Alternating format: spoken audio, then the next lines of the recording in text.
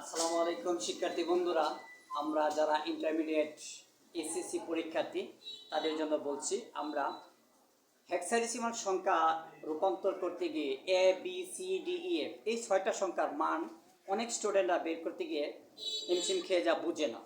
অনেকে পারে কিন্তু কিছু সংখ্যা পারে না। তাদের একটা সহজ কৌশল আমি দেখাচ্ছি, দেখো হাতের আঙ্গুলে গনে। যেমন ধরো সির মান কত সেটা বের করবে। সির মান বের করার জন্য তোমরা কি করবে দেখো, এভাবে প্রথমে গুনবে এ বি সি, এখানে কিন্তু সি, তখন তুমি 10, এখান থেকে 10 থেকে শুরু করবে, 10 11 12, তাহলে সির মান 12। ধরো ইর মান কত, তাহলে আবার এই এ বি সি ডি ই, এখানে ই আসছে, এই 10 থেকে শুরু করো, 10 11 12 13 14, অর্থাৎ ইর মান 14। এভাবে হাতের আঙ্গুলে গুনে তুমি অক্ষরগুলোর মান বের করতে পারবে। ঠিক আছে কথা হবে।